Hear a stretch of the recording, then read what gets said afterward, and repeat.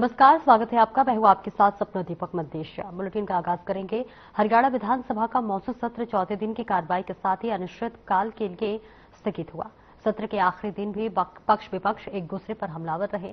कांग्रेस के सभी विधायकों ने किसान, बेरोजगारी, कानून व्यवस्था, जलभराव जैसे मुद्दों को सदन में उठाया, तो वहीं सत्र के आखिरी दिन सीएम नायब सिंह सैनी ने भी सदन में कई मुद्दों को रखा। सीएम ने कहा कि पीएम आवास योजना, मुख्यमंत्री शहरी आवास योजना, मुख्यमंत्री ग्रामीण आवास योजना और ग्रामीण क्षेत्र में 100 गज व शहरी क्षेत्र में 50 गज के प्लॉट पर स्टाम्प ड्यूटी को 0 कर दिया गया है। वहीं सीएम ने कहा कि पिछली सरकारों में कलेक्ट्रेट रेट पर तय करने का कोई फॉर्मूला नहीं था। बिल्डरों और भूमाफियाओं को फायदा पहुंचाया गया। किसान की स्थिति बेहाल होती रही, लेकिन हमारी सरकार ने एक फॉर्मूले के तहत प्रदेश के अलग अलग क्षेत्रों में कलेक्टर रेट बढ़ाए।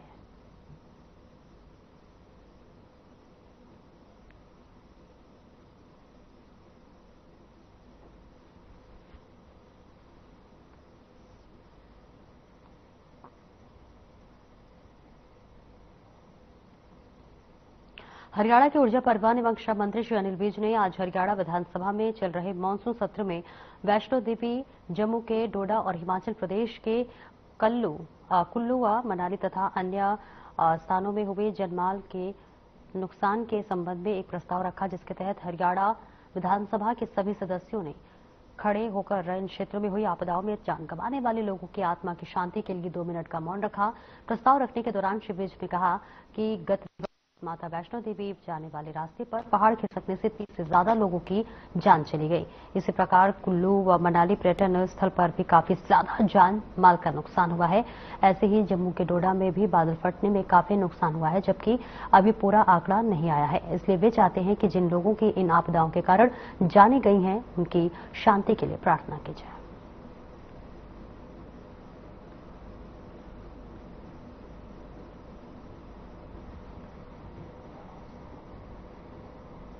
फरीदाबाद के सेक्टर 77 स्थित केएलजी सोसाइटी के बेसमेंट में विनोद कौशिक नाम के युवक ने अपने साथी के साथ मिलकर सुरेश नामक युवक को गोली मार दी, जिसके बाद युवक को घायल अवस्था में फरीदाबाद के निजी अस्पताल में भर्ती कराया गया है।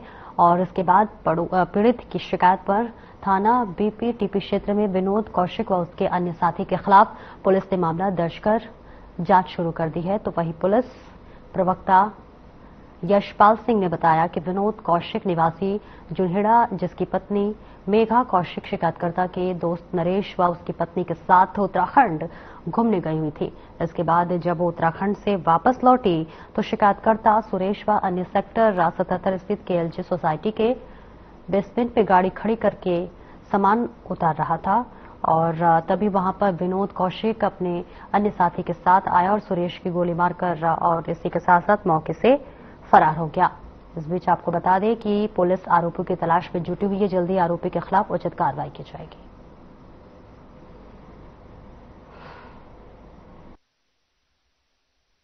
आज 27 अगस्त को थाना बीपीटी में सुरेश वासी डीएलएफ मॉडल टाउन सेक्टर 10 ने एक शिकायत दी, जिस पर थाना बीपीटीपी में हत्या के प्रयास व शस्त्र अधिनियम के अंतर्गत मामला दर्ज किया गया है। शिकायतकर्ता सुरेश ने अपनी शिकायत में बताया कि उसका सेक्टर 9-10 में एक सैलून है, जहां पर Megha wife of Vinod Kaushik residence of Junhera गांव मैनेजर के पद पर काम करती है। जो 24 अगस्त को शिकायतकर्ता मेघा के साथ वह अपने अन्य दोस्त नरेश व उसकी पत्नी दुर्गेश के साथ उत्तराखंड घूमने गए थे। जो उसके बाद 27 तारीख को वो वापस अपने फरीदाबाद आए थे। जो नरेश के फ्लैट केएलजी सोसाइटी सेक्टर 77 में आए थे, जहां पर बेसमेंट में अपना सामान उतार रहे थे, तभी वहां मेघा का पति विनोद कौशिक अपने एक अन्य साथी के साथ आया और उसने जो शिकायत करता है सुरेश कुमार पर फायर किया, जिसमें उसको गोली हिट हुई।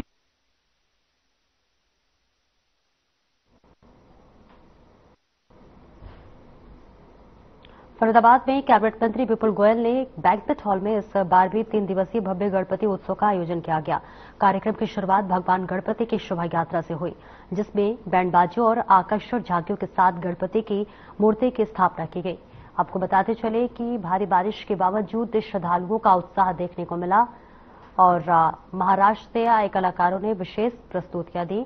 वहीं भजन गायकों ने गणपति की स्तुति कर माहौल को भक्तिमय बना दिया। इस अवसर पर बड़ी संख्या में श्रद्धालु और शहर के गणमान्य लोग मौजूद रहे। दरअसल आपको बता दें कि साल 2016 में कैबिनेट मंत्री विपुल गोयल हर साल इस 3 दिवसीय गणपति उत्सव का आयोजन करते हैं। कार्यक्रम के तहत 3 दिन धार्मिक और सांस्कृतिक कार्यक्रम होंगे और अंतिम दिन 29 अगस्त को गणपति विसर्जन किया जाएगा।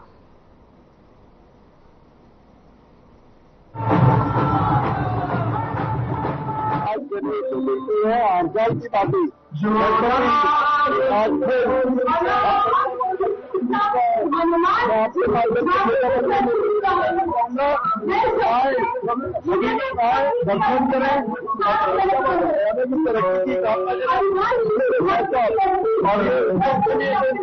का व्यवस्था करें। हर कोई चले। आज कल और परसों शाम को 6 बजे विसर्जन है। दिन में 12 से 3 और शाम को 6 से 10 तक ये कार्यक्रम चलेगा। सभी लोग इसमें आमंत्रित है और आए अपना भोजन प्रसाद का आनंद में, भजनों का आनंद में और प्रभु से आशीर्वाद मांगे कि प्रजा माता हरियाणा की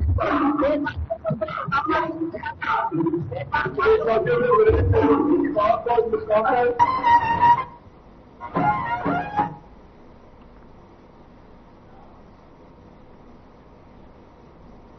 गणेश चतुर्थी के पावन अवसर पर देश भर के साथ साथ हरियाणा के रेवाड़ी में भी 10 दिनों तक चलने वाले इस गणेश उत्सव की धूम देखने को मिल रही है। आपको बता दें कि उत्साह और श्रद्धा के साथ विधिवत पूजा अर्चना के बाद बप्पा को घरों और चौराहों पर लगे बड़े बड़े पंडालों में स्थापना किया गया।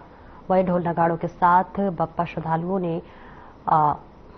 का श्रद्धालुओं ने बड़े उत्साह के साथ स्वागत किया और रेवाड़ी में बप्पा के करीब 21 पंडाल वो लगाए गए थे। इसके साथ ही साथ सभी श्रद्धालुओं में एक अलग ही जोश देखने को मिला।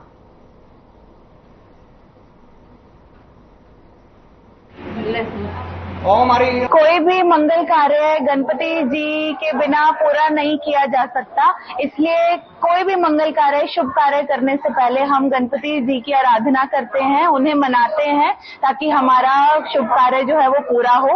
हर वर्ष की तरह इस वर्ष भी हम गणपति जी को बहुत ही धूमधाम से उनकी पूजा अर्चना करके अपने अपने घरों में लेकर जा रहे हैं। उनकी स्थापना करेंगे, 10 दिन तक उनकी पूजा अर्चना करेंगे और जितनी हमसे सेवा हो पाएगी हम गणपति जी की करेंगे। क्या कहेंगे, मन में सबके उत्साह है, पूरा मोहल्ला, पूरा समाज सब इकट्ठा है। 15 सालों से निरंतर चलता आ रहा है जी, धूमधाम से मनाया जा रहा है।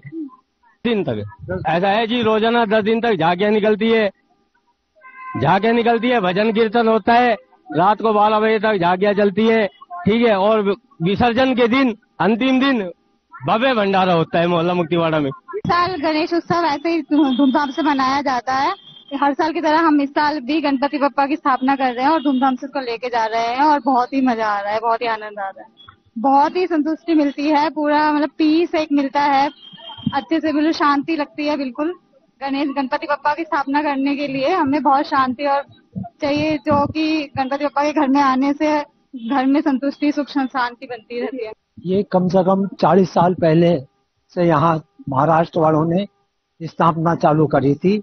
हमारे यहाँ पांडुराव जी थे, बहुत ही पुराने आदमी थे, उन्होंने सबसे पहले यहाँ स्थापना चालू करी थी। फिर भगवान दास जी आए, फिर नारायण आया, नामदेव आए, ये 5-7 उन्हें यहाँ टोली बना रखी है। ये प्रॉपरली महाराष्ट्र के ही रहने वाले हैं और ये गणेश चतुर्थी से ही आज के दिन से स्थापना करते हैं। अभी थोड़ी देर में ही मुहूर्त होने वाला है, यहाँ गणेश जी पधराए जाएंगे और विसर्जन बहुत धूमधाम से विसर्जन होता है, बहुत ही धूमधाम से 10 दिन तक पूजन होती है, सुबह शाम आरती होती है। इसमें सुंदरकांड का पाठ भी होता है, बच्चों का प्रोग्राम भी कराते हैं।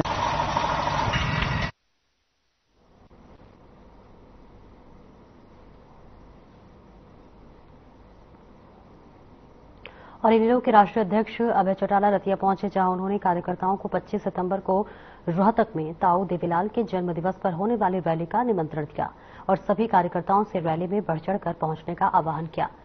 इस मौके पर अभय चौटाला ने बीजेपी सरकार को आड़े हाथ लिया और कांग्रेस पर भी जमकर तंज कसा। इसके साथ ही अभय ने कहा कि हरियाणा में सबसे ज्यादा क्राइम हो रहे हैं। उन्होंने सरकार पर नशा माफिया को सह देने का भी आरोप लगाया है। प्रदेश का युवा बेरोजगार है।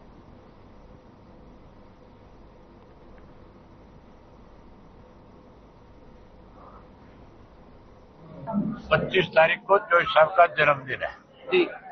अब तक मैंने 38 विधानसभा क्षेत्र जो है कार्यकर्ताओं के जाकर के निमंत्रण दिया। ये 39वां विधानसभा 40वां विधानसभा क्षेत्र का है। आपने देखा है 3 दिन से यहाँ बारिश हो रही है और बहुत सारा इलाका रतिया से कटा हुआ है। मैं अभी जब टुहाना से आ रहा था तो टुहाना से रतिया पहुंचने में 1.5 घंटा लगा मुझे। इतनी बुरी हालत है। उसके बावजूद भी इतनी बड़ी संख्या में कार्यकर्ता आया हुआ था। आप इससे अंदाजा लगा सकते हो कि इंडियन नेशनल लोकदल पार्टी का कार्यकर्ता फिर से इकट्ठा हो गया।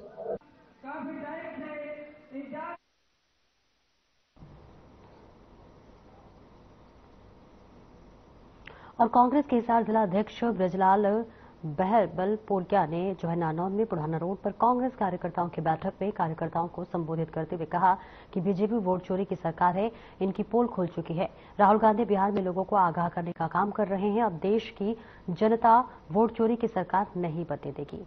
आज प्रदेश में कानून व्यवस्था नाम की कोई भी चीज नहीं है। सरेआम गुंडे लोगों को धमकियां दे रहे हैं और प्रदेश के मुख्यमंत्री सारा नजारा देख रहे हैं। हमारे नारनौद हलके से विधायक जस्सी पेटवाड़ को भी पिछले दिनों जान से मारने की धमकी मिली थी। जब जनता का प्रतिनिधि ही सुरक्षित नहीं है तो आम जनता का क्या हाल होगा। साथ ही कहा कि उन्होंने पूरे जिले में जो भी कांग्रेस पार्टी नेता और जो कार्यकर्ता हताश होकर घर बैठ चुके हैं उनको फिर से सक्रिय करने के लिए पूरे जोश के साथ मैदान में खड़े करने का काम करेंगे।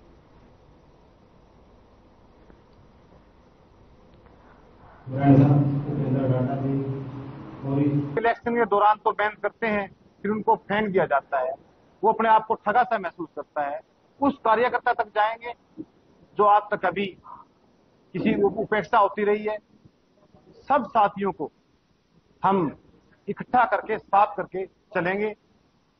नारनौद के अंदर 23 प्रत्याशी थे, सभी से मेरी बात हो चुकी है, सभी से बात हुई है, सभी ने मान सम्मान दिया। और कुछ साथियों ने ये बोला आप पहले शख्स हो जब उन्हें नॉमिनेशन फाइल टिकट का फाइल करने से पहले, आज पहले आप बात करते हो। तो मैं जब भी अध्यक्ष बना उससे पहले ही मैंने चंडीगढ़ को फोन कर दिया था कि पूरे हिसार जिले के जितने भी विधानसभा है उसके सभी टिकटार्थी की लिस्ट मेरे पास भेजो। अब राहुल गांधी जी ने डायरेक्ट बागडोर संभाल ली हरियाणा की। 32 जो जिला अध्यक्ष बनाए हैं उनको बागडोर राहुल गांधी ने दी है। वो पहले उनका कैरियर ऐसा नहीं रहा कि उनके पिताजी एमएलए रहे, उनके दादा एमपी रहे हो, उनका भाई एमएलए रहे हो। ये ऐसे शख्स हैं जो अपने दम के ऊपर कांग्रेस पार्टी के अंदर काम करते हुए ऊपर आए और ऐसे निखरे हुए आदमियों को राहुल जी ने दिल्ली बुलाकर स्पेशल इंस्ट्रक्शन दिया है कि आप एकजुट होकर चलें।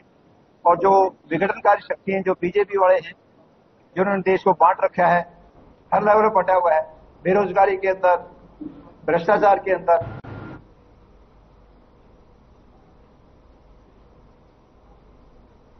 और एक छोटे से ब्रेक के लिए रुकेंगे, जल्द लौटते हैं।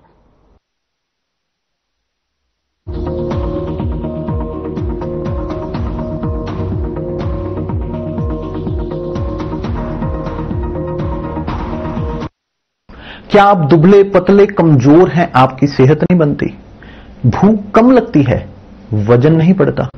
दरअसल मेन बात खाना पीना खाना नहीं है, मेन बात है खाया पिया लगना। और अगर खाया पिया लगेगा ही नहीं तो आपकी सेहत बनेगी कैसे? इसलिए हमारी संस्था सन्यासी आयुर्वेदा ने एक ऐसी दवा का निर्माण किया है जो कि आपके लिवर, आपके पाचन तंत्र को दुरुस्त करने का काम करती है, ताकि आप जो भी खाएं उसका पूरे का पूरा निचोड़ आपके शरीर को लगे, आपकी भूख बढ़े, खाया पिया सही से लगे, नया खून बने, हड्डियों में जान आए, वजन बढ़े और आप मोटे तगड़े खूबसूरत पर्सनैलिटी के मालिक बन जाए। सिर्फ 699 रुपए की पूरे 1 महीने की दवा होती है और आप इसे घर बैठे 01145454545 पर फोन करके दवा मंगवा सकते हैं। LIC लाया है unit linked insurance plan index plus. जीवन बीमा पाइए और निफ्टी स्टॉक्स के साथ अपने मार्केट रिटर्न्स को तेजी से बढ़ाइए। इस अट्रैक्टिव कॉम्बिनेशन के साथ अपना कल सुरक्षित कीजिए। सिर्फ 2,500 रुपए मंथली प्रीमियम से शुरुआत कीजिए। आज ही LICindia.in पर जाएं।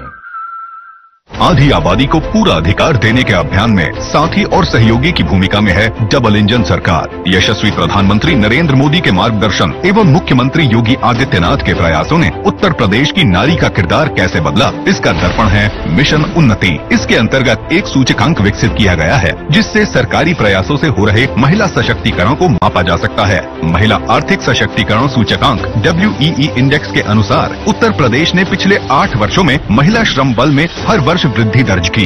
2017 के बाद हुए इस बदलाव का आधार बनी चुस्त दुरुस्त कानून व्यवस्था एवं मिशन शक्ति का विजन, जिसने महिलाओं को सुरक्षित बनाया, स्वावलंबन का मार्ग भी प्रशस्त किया।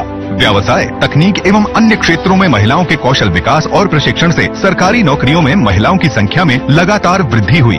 विभिन्न सरकारी योजनाओं और कार्यक्रमों ने स्वयं सहायता समूहों, आसान ऋण एवं उद्यमिता को प्रोत्साहन देकर आत्मनिर्भरता के नए द्वार खोले। काम दमदार, डबल इंजन सरकार।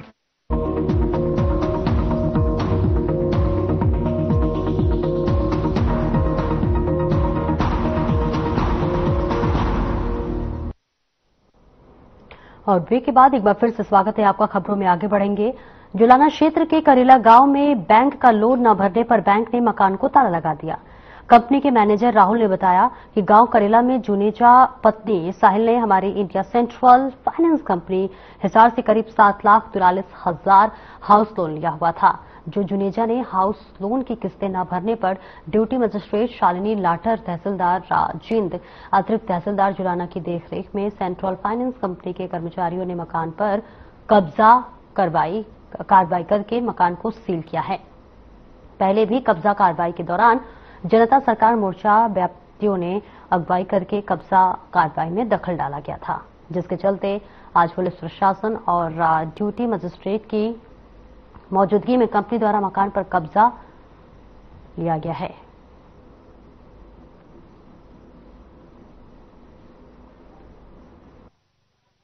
करेला गांव में जो आज कब्जा कार्रवाई थी, इनमें ये अपना सरफेसी के अकॉर्डिंग हाई कोर्ट की डायरेक्शन थी, उसके अकॉर्डिंग हमने कब्जा कार्रवाई की। लोन जो था अपना ये होम लोन लिया था इन्होंने 2.5 साल पहले थे, अकाउंट एनपीए हो चुका था और इस चक्कर में इनको पहले सारे नोटिस वगैरह सर्व कर दिए गए थे। 3 बार इंटीमेशन दे दिया गया था। उसके बाद इसको सरफेसी के अकॉर्डिंग हमने इस पे कब्जा कार्रवाई किया। सर अभी तो सर देखना पड़ेगा ना, क्योंकि अभी एक्चुअल अमाउंट क्या है डेफर होता रहता है। मैं अभी थोड़ी देर में बता दूंगा।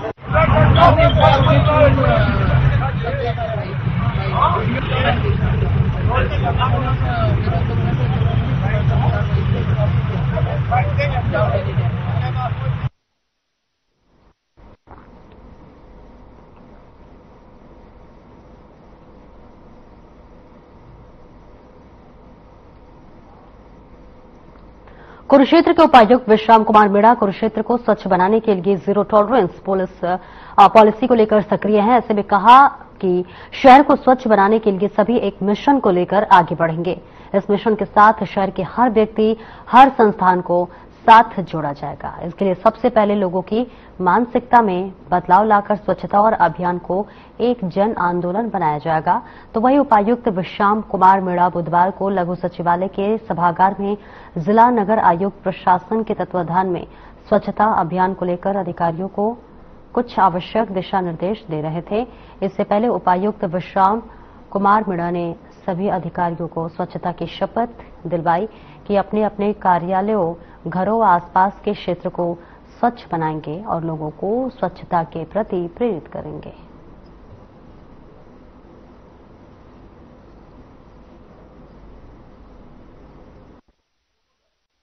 इसमें जैसा मैं आपको बताऊंगा कि 2 ऐप जो है वो बनी हुई हैं। एक भारत सरकार की जो मिनिस्ट्री ऑफ हाउसिंग है, शहरी निकाय मंत्रालय जो है, उनकी स्वच्छता ऐप है। कोई भी नागरिक उसको इंस्टॉल कर सकता है अपने मोबाइल और ओटीपी एंटर करके, और उसमें अपनी फोटो जहाँ पे वो ग्रीवेंस है वो डाल सकता है। उसमें कई विषयों पे, ना केवल कचरे पे, लेकिन वो चाहे सीवर की समस्या हो बाकी पे भी डाल सकता है।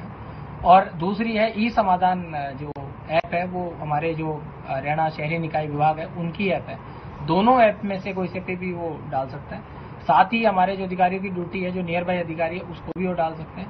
हम एक डेडिकेटेड फोन नंबर भी अभी कुछ दिन में एक लॉन्च करेंगे आपके माध्यम से, जिससे आमजन उस पर भी व्हाट्सएप कर सकता है जो ऐप नहीं चला सकता या नहीं चलाना चाहता।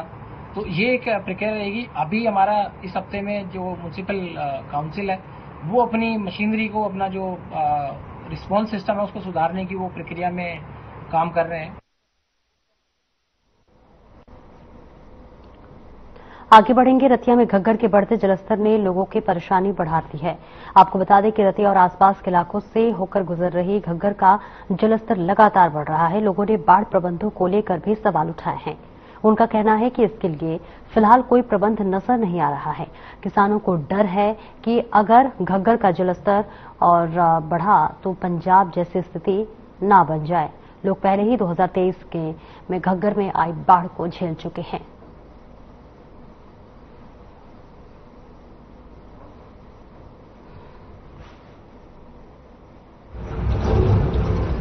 ਪਾਣੀ ਦਾ ਦੇਖ ਪਹਿਲਾਂ ਵੀ ਆਇਆ ਸੀਗਾ ਤੇ ਉਦੋਂ ਵੀ ਪੂਰੀ ਫਸਲਾਂ ਦੀ ਤਬਾਹੀ ਹੋ ਗਈ ਸੀਗੀ ਤੇ ਬਾਕੀ ਇਸ ਤਰ੍ਹਾਂ ਹੈਗਾ ਵੀ ਜਾਨੀ ਬਚਾ ਰਹਿ ਗਿਆ ਸੀਗਾ ਤੇ ਬਾਕੀ ਬੰਦਿਆਂ ਨੇ ਬਹੁਤ ਨੇ ਖੁਦਕੁਸ਼ੀ ਕਰਨ ਦੀ ਵੀ ਆਪਣਾ ਕੋਸ਼ਿਸ਼ ਕਰੀ ਕਿ ਕਿਉਂ ਫਸਲਾਂ ਡੁੱਬ ਗਈਆਂ, ਮਰ ਗਈਆਂ, ਫਸਲਾਂ ਦੇ ਨਾਲ ਹੀ ਜ਼ਿੰਮੇਦਾਰ ਹੈਗਾ ਵੀ ਇਹ ਹਾਲਾਤ ਕਿਤੇ ਪਹਿਲਾਂ ਵਾਲੇ ਐਕਟੀ ਬਣ ਨਾ ਜਾਣ। ਖਰ ਵੀ ਕੱਲ ਦਾ ਪਾਣੀ ਕੰਟਰੋਲ ਹੈ, ਠੀਕ ਖੜਿਆ ਹੈਗਾ ਖਰਾ ਵੀ ਵਧਿਆ ਨਹੀਂ ਹੈਗਾ ਜ਼ਿਆਦਾ, ਜੇ ਕਹੀਏ ਵੀ ਥੋੜਾ ਹੀ ਵਧਿਆ ਹੈਗਾ ਤੇ ਆ ਪੁਲ ਦੀ ਵੀ ਹੋ ਸਕਦਾ ਹੈ ਰਿਪੇਅਰ ਹੋ ਜਾਏ ਤਾਂ ਚੰਗੀ ਗੱਲ ਹੈ, ਨਹੀਂ ਕਰਾਂ ਕੇਰਾ ਇਹ ਵੀ ਗਿਰ ਗਿਆ ਸੀਗਾ, ਇਹਦੇ ਨਾਲ ਵੀ ਕਹਿੰਦਾ 2-3 ਜਾਨਾਂ ਜਾ ਚੁੱਕੀਆਂ ਨੇ ਪਹਿਲਾਂ।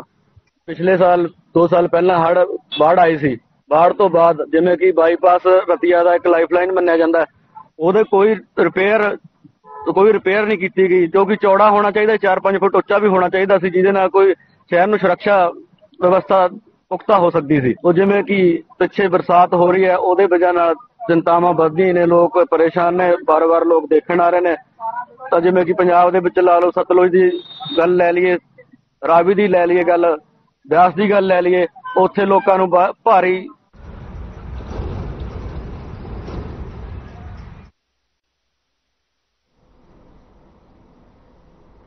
तो देखिए तस्वीरें आपको दिखा रहे हैं जहां पर लगातार जलस्तर बढ़ रहा है और घग्गर के बढ़ते जलस्तर से लगातार लोगों की जो चिंता है वो बढ़ती हुई नजर आ रही है। उनका कहना है कि 2023 में भी जिस तरह से जलस्तर बढ़ा था और लोगों को काफी दिक्कतों का सामना करना पड़ा था, उसके बाद भी अगर यही स्थिति फिर से दोबारा बनी तो फिर लोगों का जनजीवन जो है वो जरूर अस्त व्यस्त हो जाएगा।